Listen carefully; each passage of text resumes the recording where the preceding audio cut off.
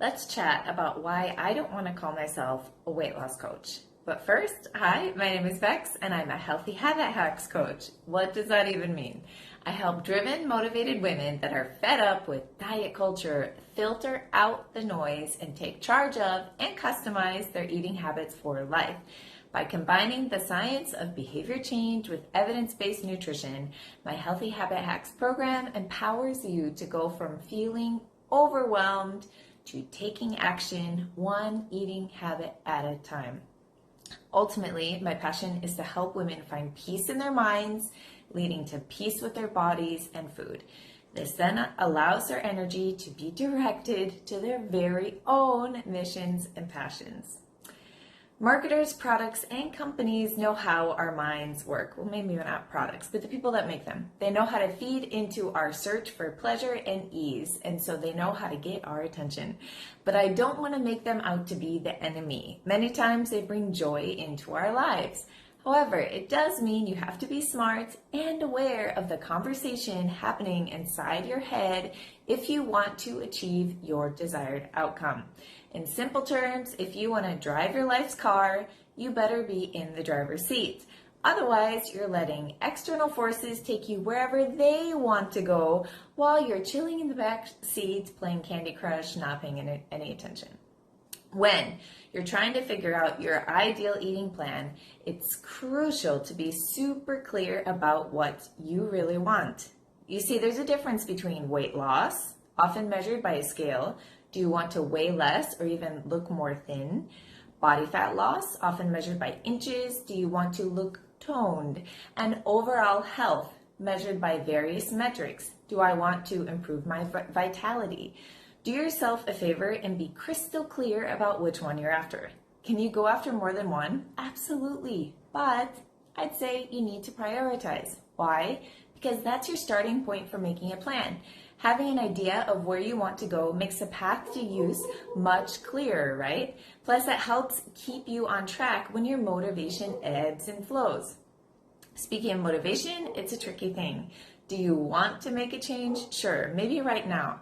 But what about when things get tough? What about when life throws curveballs? What if you're not seeing quick results because you were too focused on the wrong metrics or had too high of expectations? Motivation is a complex topic and one that we'll dive deeper into another time. Now, let me share a bit of my journey. I've mentioned before that I was a chubby girl during my teens and through university. I wasn't obese, but I was overweight and I didn't feel great in my body. My relationship with food was messed up. I'd either be too controlling or feel powerless. Then in 2009, while studying in South Africa, I picked up a stomach bug that turned into major GI issues and food sensitivities. I'll never forget walking into a cafeteria in Singapore when I was visiting my sister, and I took a bite of samosa and I walked out looking like I had just gotten my lips Botoxed. Instead of doing the normal thing and just seeing a doctor and a dietitian, I decided to study nutrition to understand my body better. I'd also wanted to eventually become a doctor specializing in preventative lifestyle medicine, so a higher degree in nutrition made sense. During this time, I lost quite a bit of weight.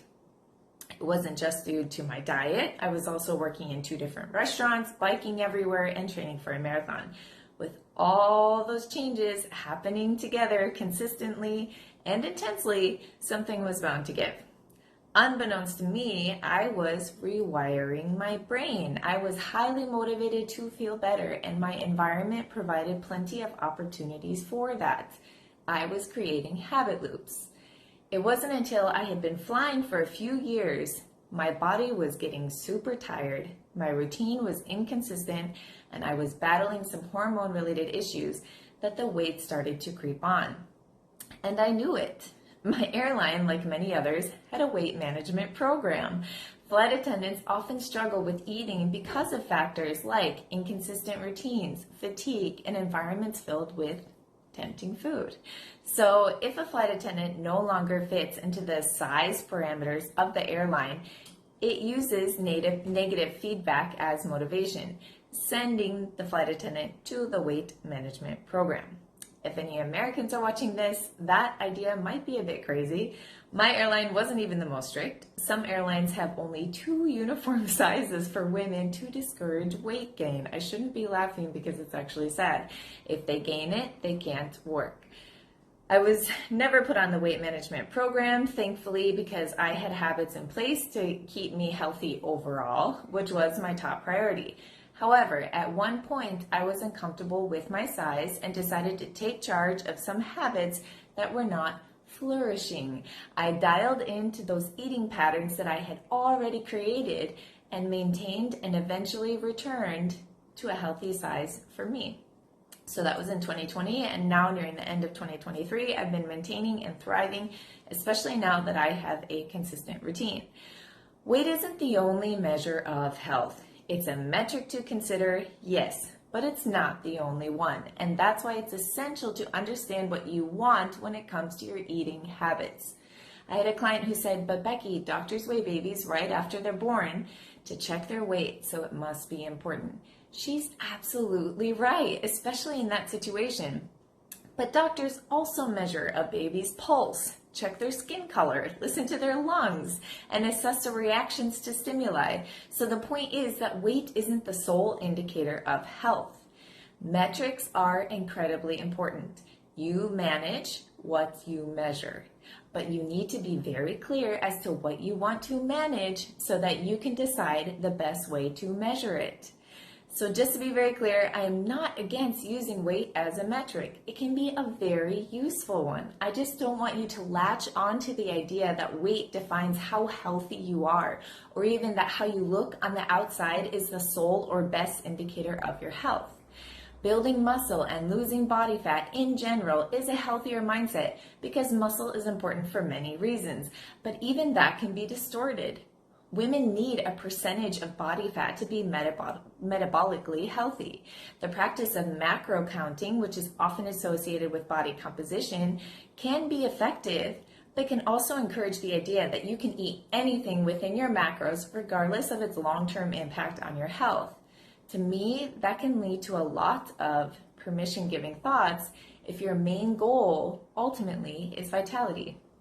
How many people have gone on a diet, lost weight, and gained it all back? A lot. And if you don't put your knowledge of evidence-based nutrition practices into action and turn them into habits, how can you expect real behavior change, especially in the long term? But Becky, you mentioned that you gained weight. Yes, I did.